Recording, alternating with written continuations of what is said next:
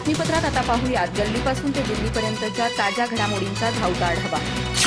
प्रधान नरेंद्र मोदी यांनी शनिवारी G20 digital economy मंत्र्यांच्या बैठकीला संबोधित करताना AI आधारित भाषिणी प्लॅटफॉर्मची घोषणा केली आहे। भाषिणी हे AIवर आधारित भारतानं विकसित केलेलं अनुवाद करणारं प्लॅटफॉर्म आहे।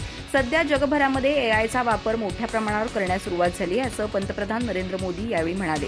पंतप्रधान नरेंद्र मोदी म्हणाले, भारत हा विविधतेनं नटलेला देश आहे। इथं अनेक जाती धर्मांचे लोक खूप आनंदात एकोप्यानं राहतात। मराठी, हिंदी, पंजाबी, नेपाळी, तेलुगू, बंगाली यासारख्या अनेक भाषा बोलल्या जातात।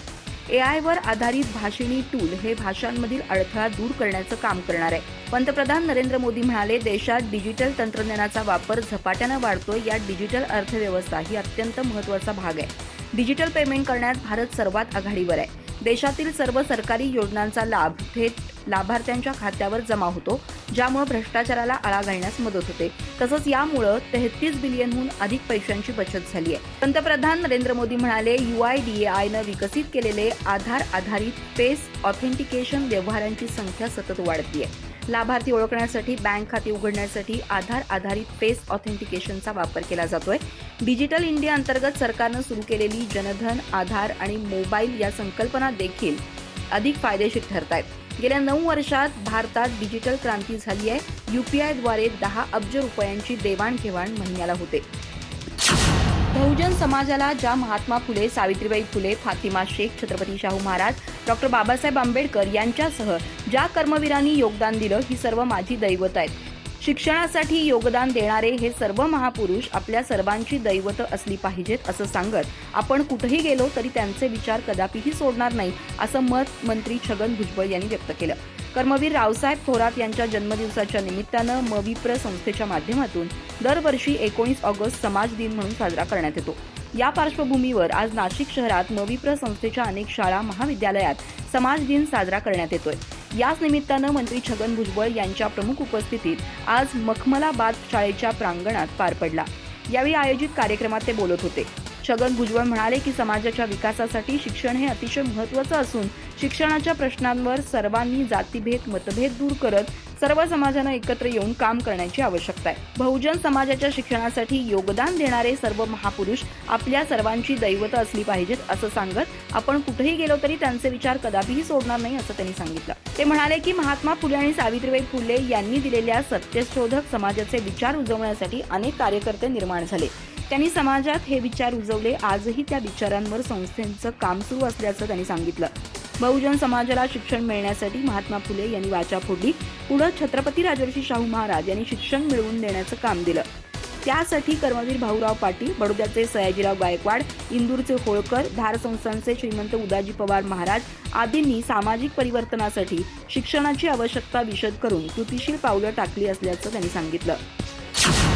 पक्षातील खऱ्या निष्ठावान नेत्यांना आता ताकद मिळतेय, त्यामुळे येत्या काळात आमचे सर्वात जास्त आमदार निवडून येतील, असं वक्तव्य राष्ट्रवादी काँग्रेसचे आमदार रोहित पवार यांनी केलं। मी मोठ्या नेत्यांबद्दल बोललो नव्हतो, मी जिल्हा पातळीवर असणाऱ्या नेत्यांबद्दल बोललो होतो, असंही रोहित पवार म्हणाले। आमच्या पक्षात काही एजंट होते, ते एजंट आता बाहेर पडल्याची खरमरीत टीकाही आमदार रोहित पवार यांनी एका मुलाखतीत केली होती। याबाबत त्यांनी आज स्पष्टीकरण दिलं। राष्ट्रवादी काँग्रेसमध्ये प्रत्येक जिल्ह्यात असे नेते होते की ते स्वतः अजित पवार आणि शरद पवार यांच्या पुढे करायचे। खरे निष्ठावान नेते मागेच राहायचे।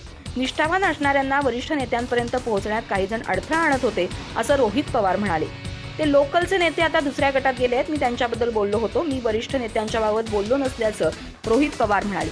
आपण ज्यावेळी सत्तेत असतो त्यावेळी आपल्याला काही गोष्टी कळत नाहीत, काही निष्ठावान लोकांकडे दुर्लक्ष झालंय, हे मान्य केलं पाहिजे, असं रोहित पवार म्हणाले।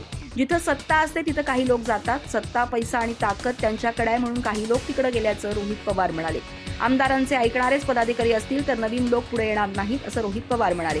सध्या पक्षात काही प्रमाणात बदल झालेत, येणाऱ्या काळात अभ्यास करून योग्य त्या व्यक्तीला ताकद देण्यात येईल, त्यासाठी पक्षाचे प्रदेशाध्यक्ष जयंत पाटील स्वतः लक्ष देत असल्याचं रोहित पवार म्हणाले। राष्ट्रवादी फोडून भाजपच्या मांडीला मांडी लावून बसलेल्या अजित पवार गटाकडून आता ताकद वाढवण्यासाठी मंत्र्यांना राज्यातील जिल्हे विभागून देण्यात आलेत। यामध्ये अजित पवार यांनी थेट राष्ट्रवादी काँग्रेसचे प्रदेशाध्यक्ष जयंत पाटील यांच्या सांगली जिल्ह्यावर लक्ष केंद्रित केलंय। अजित पवार यांनी स्वतःकडे त्यांचा बालेकिल्ला असलेल्या पुणे जिल्ह्यासह सातारा, सांगली आणि सोलापूर जिल्ह्याची जबाबदारी घेतली आहे। त्यामुळे दोन्ही नेत्यांमधील संघर्ष आणखी वाढत जाणार आहे। राष्ट्रवादी एकसंध असतानाही अजित पवार आणि जयंत पाटील यांच्यातील सुप्त संघर्ष कधीही लपून राहिलेला नाही. त्यामुळे जयंत पाटील यांना खिंडीत पकडण्यासाठी अजित पवार यांच्याकडून प्रयत्न तर सुरू नाहीत ना, अशी ही चर्चा आहे. सांगली जिल्हा हा जयंत पाटलांचा बालेकिल्ला समजला जातो. जिल्ह्यातील 7 स्थानांवर त्यांच्याच गटाचे सर्वाधिक प्राबल्य आहे. अजित पवार यांनी राष्ट्रवादीला खिंडार पाडल्यानंतर कमी अधिक प्रमाणात सर्वच जिल्ह्यात त्याचे पडसाद उमटले. पण सांगली राष्ट्रवादीमध्ये कोणताही धक्का पोहोचलेला नाही. गेल्या काही दिवसांपासून अजित पवार गटाकडून शरद पवारांना सोबत घेण्यासाठी प्रयत्न सुरू केले आहेत. मात्र जेव्हा अजित पवार गटाकडून शरद पवारांची भेट घेण्याचा प्रयत्न केला आहे, तेव्हा जयंत पाटील यांना सोबत घेऊनच चर्चा केली आहे. गेल्या काही दिवसांपासून जयंत पाटील अजित पवार गटात जाणार असल्याच्याही चर्चा रंगल्या होत्या. केंद्रीय गृहमंत्री अमित शहा यांच्या दौऱ्यात जयंत पाटील यांनी भेट घेतल्याचीही चर्चा रंगली होती. मात्र जयंत पाटलांनी या सर्वच चर्चांचं खंडन केलंय. स्वाभिमानी शेतकरी संघटनेचे प्रमुख राजू शेट्टी हे सध्या दिल्ली दौऱ्यावर आहेत. या दौऱ्यात केंद्रीय मंत्र्यांच्या भेटी घेऊन शेती संदर्भातील विविध प्रश्न मांडतायत. काल त्यांनी केंद्रीय मंत्री नितीन गडकरी यांची भेट घेऊन विविध प्रश्न मांडले होते. तर आज त्यांनी केंद्रीय वस्त्रोद्योग आणि वाणिज्य मंत्री पियुष गोयल यांची भेट घेतली. देशामध्ये शेतीनंतर वस्त्रोद्योग क्षेत्रामध्ये सर्वात मोठ्या प्रमाणात रोजगार निर्मिती उपलब्ध आहे. त्यामुळे केंद्र सरकार लवकरच वस्त्रोद्योग व्यवसायाला नवसंजीवनी देणारं नवीन धोरण जाहीर करणार असल्याची माहिती पियुष गोयल यांनी राजू शेट्टी यांना दिली आहे. वस्त्रोद्योग धोरण, सोयाबीन आयात निर्यात धोरण तसंच साखरेचा बाजारभाव 38 रुपये स्थिर करण्याची मागणी शेट्टींनी गोयल यांच्याकडे केली. राजू शेट्टींनी दिल्लीतील कृषी भवनातील अन्न आणि नागरी पुरवठा मंत्रालयात मंत्री गोयल यांची भेट घेतली. देशातील वस्त्रोद्योग व्यवसायाशी निगडीत अनुदान केंद्र सरकारनं बंद केल्यानं हा व्यवसाय मोठ्या संकटात सापडलाय. वाढलेल्या महागाईमुळे, कच्च्या मालातील चढउतार, विजेचे वाढलेले दर यामुळे व्यवसायात मंदीचं सावट निर्माण झालंय. तसंच सूत दरातील दैनंदिन होणाऱ्या चढउतारात सरकारनं यान बँकेच्या संकल्पनेतून नियंत्रण करण्याची गरज असल्याची मागणी शेट्टींनी केली. केंद्र सरकारनं अदानी यांच्या कंपन्यांना पामतेल आयात करण्यास परवानगी दिल्यानं देशातील सोयाबीनचे दर कोसळू लागल्याचं राजू शेट्टी म्हणाले. यामुळे सोयाबीन उत्पादक शेतकऱ्यांचं कंबरडं मोडणार आहे. याकरता केंद्र सरकारनं पामतेल आयातीवर तातडीनं आयात शुल्क वाढवण्याची मागणी राजू शेट्टींनी केली आहे. तसंच खतांच्या किमतीमध्ये भरमसाठ वाढ होतीये. यामुळे शेतकऱ्यांचा उत्पादन खर्च कोलमडत असून खतांचे दर स्थिर राहण्यासाठी सरकारनं प्रयत्न करावेत अशी मागणी देखील शेट्टींनी गोयल यांच्याकडे केली. सप्टेंबर महिन्यात मुख्य खुर्ची बदलेल असं वडेट्टीवार म्हणाले. त्यामुळे आता त्यांचा हा रोग कुणाकडे होता असा प्रश्न सध्या उपस्थित होऊ लागलाय. मुख्यमंत्री एकनाथ शिंदे यांनी गुरुवारी मुंबईतील वांद्रे येथील प्रसिद्ध ताज हॉटेलमध्ये सर्व मंत्री आणि काही देशांचे कॉन्सुलेट जनरल यांना जेवणाचं निमंत्रण दिलं होतं. यावेळी मुख्यमंत्री एकनाथ शिंदे, उपमुख्यमंत्री देवेंद्र फडणवीस उपस्थित राहिले. मात्र दुसरे उपमुख्यमंत्री अजित पवार उपस्थित न राहिल्यामुळे राज्यात अजित पवार नाराज असल्याची चर्चा सुरू झाली. विरोधकांनी मात्र अजितदादांच्या अनुपस्थितीवरून सरकारवर टीका करण्याची संधी सोडली नसल्याचं पाहायला मिळतंय. विजय वडेट्टीवार माध्यमांशी बोलताना म्हणाले, 15-20 दिवसात राज्यात काय बदल होईल ते महाराष्ट्र बघेल. बदल होणार आहे, पण आमची सत्ता येणार नाही. मात्र सप्टेंबर महिन्यात राज्यातील मुख्य खुर्ची बदलेल. पावसानं दडी मारल्यामुळे अनेक शेतकऱ्यांचं नुकसान झालंय. त्यामुळे राज्यात कोरडा दुष्काळ जाहीर करा अशी मागणी देखील विजय वडेट्टीवार यांनी केली आहे. राज्यात 22 दिवस झाले पावसानं दडी मारली आहे. पिकं संकटात आली आहेत. मराठवाड्यात धरणात फक्त 35% पाणी आहे. सरकारला कोरडा दुष्काळ घोषित करावा लागेल. असे 11 जिल्हे आहेत. कोरड्या दुष्काळाचे पंचनामे करावे लागतील. सोयाबीनचा शेतकरी वाऱ्यावर सोडलाय. संकटांमुळे शेतकऱ्यांना आत्महत्या करावी लागतेय. सरकारनं जबाबदारी स्वीकारून काम करावं. यांचा एक आमदार मंत्रिमंडळात घेतला नाही म्हणून आत्महत्येची धमकी देतोय. सरकारला शेतकऱ्यांची पर्वा नाही असं वडेट्टीवार यावेळी म्हणाले. आधार कार्ड आपल्या जीवनाचा महत्त्वाचा भाग झालाय. प्रत्येक कामाकरता आजकाल आधार कार्ड महत्त्वाचं मानलं जातं. कोणत्याही योजनेचा भाग बनवण्याकरता आधार कार्ड आवश्यक आहे. मात्र आजकाल याच आधार कार्डच्या नावाखाली लोकांना मोठ्या प्रमाणात फसवलं जात आहे. आपलं आधार कार्ड हे वेळोवेळी अपडेट करून घेण्याच्या सूचना केंद्र सरकार देत असतं.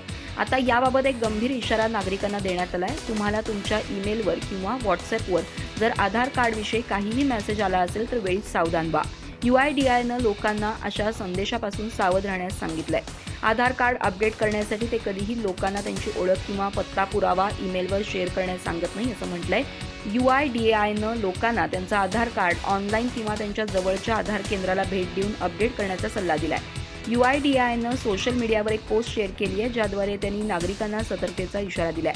UIDAIनं पोस्टद्वारे सांगितलंय की आधार ईमेल किंवा व्हॉट्सअपवर अपडेट करण्यासाठी तुमचे POI किंवा POA कागदपत्र शेअर करण्यास कधीच सांगत नाही.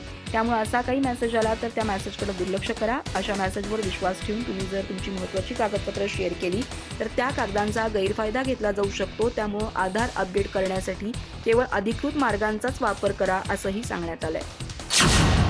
अजित पवार यांनी राष्ट्रवादीला खिंडार पाडल्यानंतर शरद पवार यांनी पक्ष बांधणीसाठी महाराष्ट्र पिंजून काढण्यास सुरुवात केली आहे. फुटीर अजित पवार गटात सामील झालेल्या हसन मुश्रीफ यांना शह देण्यासाठी शरद पवार यांची कोल्हापुरात ऐतिहासिक दसरा चौकात 25 ऑगस्ट रोजी भव्य राजकीय सभा आयोजित करण्यात आली आहे. या सभेच्या अध्यक्षस्थानी श्रीमंत छत्रपती शाहू महाराज असतील. त्यामुळे महाविकास आघाडीच्या नेत्यांनी गेल्या काही दिवसांपासून सुरू केलेल्या प्रयत्नांना यश मिळाल्याची चर्चा राजकीय वर्तुळात रंगली आहे. गेल्या वर्षभरापासून राज्यातील राजकीय समीकरण बदलल्यापासून कोल्हापूर जिल्ह्यात लोकसभेच्या रिंगणात महाविकास आघाडीचा कोणता उमेदवार असणार याची चर्चा सुरू आहे. त्यामुळे श्रीमंत छत्रपती शाहू महाराज यांनीच आता खासदारकीच्या रूपातून कोल्हापूरचं पालकत्व घ्यावं यासाठी महाविकास आघाडीच्या नेत्यांचे प्रयत्न सुरू आहेत. मात्र महाराजांनी कोणतीही प्रतिक्रिया दिली नव्हती. मात्र आता राजकीय व्यासपीठावर येत असल्यानं महाविकास आघाडीच्या नेत्यांच्या प्रयत्नांना यश मिळण्याची शक्यता आहे. गेल्या काही महिन्यांपासून शाहू महाराजांनीच लोकसभेची उमेदवारी घ्यावी यासाठी महाविकास आघाडीच्या नेत्यांकडून प्रयत्न सुरू आहेत. ठाकरे गटाचे खासदार संजय राऊत यांनीही त्यांची राजवाड्यावर जाऊन भेट घेतली होती. शाहू महाराज यांचा महाविकास आघाडीमधील तिन्ही पक्षातील नेत्यांशी तसंच जिल्ह्यांमध्येही घनिष्ठ संबंध आहेत. त्यामुळे आगामी लोकसभा निवडणुकीत जागा वाटपात महाविकास आघाडीच्या कोणत्याही पक्षाकडे ही जागा आली तरी महाराजांना उमेदवारी देण्यात कोणतीही अडचण असणार नाही. राज्यात गेल्या काही दिवसांपासून कोल्हापूर जिल्हा अत्यंत संवेदनशील झालाय. शिवराज्याभिषेक दिनी झालेल्या प्रकारानंतर शहरात दंगल भडकल्यानं पुरोगामी बाण्यालाच धक्का लागला होता. यानंतर शाहू महाराज यांनी थेट भूमिका घेताना भाजपवर सडकून टीकास्त्र सोडलं होतं. त्यानंतर काढण्यात आलेल्या सद्भावना रॅलीतून समतेचा जागर करण्यात आला होता. या रॅलीचं नेतृत्व महाराजांनीच केलं होतं. अधिक माहिती आणि ताज्या घडामोडींसाठी आजच आमचे चॅनल सबस्क्राईब करा.